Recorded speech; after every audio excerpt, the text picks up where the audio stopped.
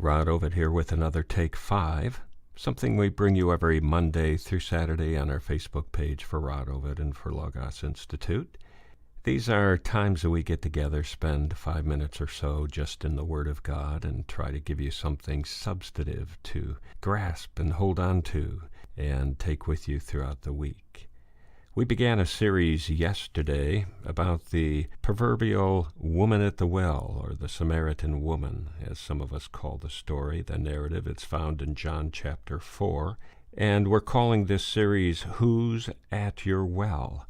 A question that we'll be asking throughout the series. Who is at your well? Who visits there? Right now we're just getting some background, looking at some of the things that are going on. We're trying to paint a picture. We want to walk with the Lord through this. And we began yesterday and we looked at the fact that he wasn't comfortable in and around Jerusalem because of all the political pressure. If he stayed around Jerusalem too long, trouble was going to ensue, and they would go after him to kill him, and he had a lot of ministry to do yet, and much of that was done in the north, and Galilee was a perfect place to springboard an international religion. It was a crossroads of many, many cultures. It was a very Greek at the time, plus very Jewish, a lot of fresh thinking going on, and a lot of import and export went from there, and there were all kinds of opportunities to spread the gospel from that area. So Jesus did a lot of teaching, went to every city around there, and it was very populated, contrary to what a lot of people think of the Galilee area. They had over 200 cities with over 15,000 people in each. It was a big place, and Jesus had quite a ministry there. And we see in verse 4, now he, Jesus, had to go through Samaria. And I like the King James we mentioned yesterday, I needs must go through Samaria. And the Greek word there is die, D-E-O. And that word diet basically means you had to go. You were compelled to go. You must go. It's a binding. You're bound to go. And not quite sure what that means. Did it mean that I need to get out of Jerusalem, so I'm going through Samaria? Or could there have been a divine appointment that Jesus knew about? Either way, he felt compelled to go through Samaria, and yesterday we mentioned that that was actually a taboo. Culturally speaking, from a Jewish perspective, you were not supposed to be touching Samaritan soil. You would become polluted. You would become unclean. And there was quite a hatred between the Jews and the Samaritans. And a lot of people wonder where that came from. And was it justified? And really it wasn't. But a lot of the Jewish thinking centered around the temple. See, some people think that the only problem that the Jewish people had with the Samaritans were the fact that they were inbred in a way, that during the invasion of the northern kingdom, when Syria came in and demolished them and took them away, it was an ethnic cleansing, so to speak, that their bloodline became impure. And that's the way that they took care of things in that day. They would come in, take away wives and husbands, split up families, force marriages of their own people onto the local people to purposely destroy the bloodline that existed there. They brought in other religions, so all of a sudden, all of these former Jewish people in the north would be ruined in a way. They would not be pure Jewish people anymore. And there is some truth to that, but that wasn't the main thing that bothered the Jews in Jerusalem about the Samaritans. If that were the case, then the Galileans, those that were further north yet, would be even more polluted, and yet they had no real problem with them. Why? Because the Galileans came all the way to Jerusalem to worship in the temple in Jerusalem. The Samaritans did not. And we see that a little later on in this narrative, where the woman at the well even talks about the two temples. So the friction between these two groups of people started some hundreds of years before. In a way, Jesus was ignoring the 500-year-old hostility that had developed between Jews and Samaritans. 300 years earlier, the Greeks had used Samaria as a base for their control of Jewish territory. That was during Antiochus IV, during his reign. And he was a madman, and he set himself up as Antiochus the Epiphany. He believed he was God, and he wanted people to think he was God, and he wanted Zeus worshipped and himself worshipped. And he did all kinds of heinous things to the Jewish people under his reign, and he did this from Samaria as his headquarters. They would come in and put a moratorium on circumcising male boys.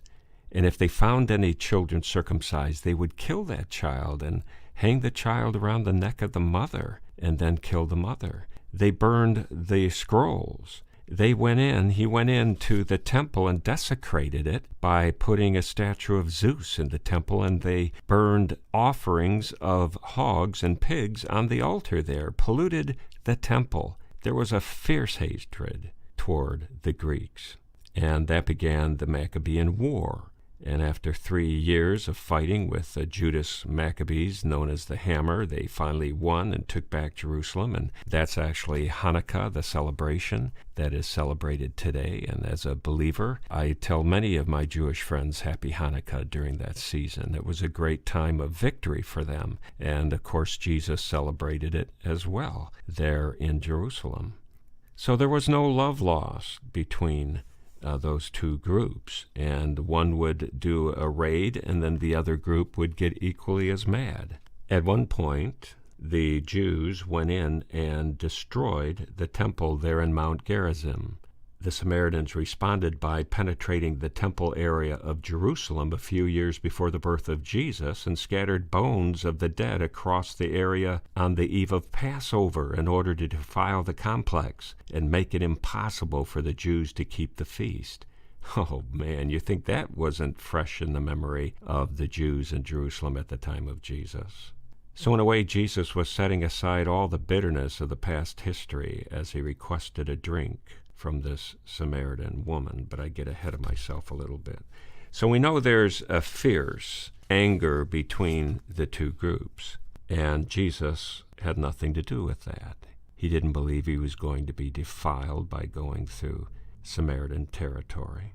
So there he set off. He came to a town in Samaria called Sychar. It looks like Sychar. The Y becomes a U. It's Sychar, near the plot of ground that Jacob had given to his son Joseph. Jacob's well was there, and Jesus, tired as he was from the journey, sat down by the well. It was about the 6th hour. Now, let me explain a few things here. Number one, it says Jesus was tired. Kopiao is the word there.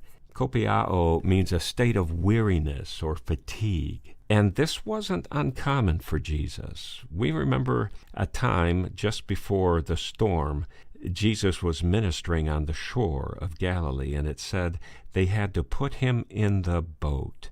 And the word there, the Greek word there, analambano, means that they literally had to pick him up and place him in the boat. And then it says he fell asleep on the pillow. Jesus would many times stay up all night. He would pray all night. He gave of himself constantly, and he was tired. He pushed that physical body to the max. And here they walk all those miles. They get to Sychar. They're still a few miles from it, and he says, look, I'm just going to sit here at the well. You guys go in and get the provisions, and I'll just wait for you here. And so he stopped a few miles short and sat at the well. But for the most part, we see Jesus comes to the well, sits down, he's tired, and the 6th hour means that it was noontime.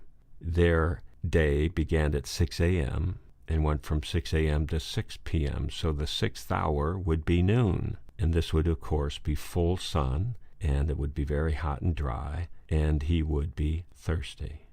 It said, when a Samaritan woman came to draw water, Jesus said to her, will you give me a drink? Now that is a very provocative scenario, and we're going to look at that tomorrow. Be ready for it. There's a lot going on here that we need to talk about. Till then, you ask yourself, am I ready to meet Jesus at my well, during the middle of my day, in the hot sun? Has there been a divine appointment to reach out to me, to talk to me? Am I ready to hear? These are questions you need to ask yourself. because God is waiting, and He desires all of us to have a blessed day. Rod Ovitt. See you again tomorrow.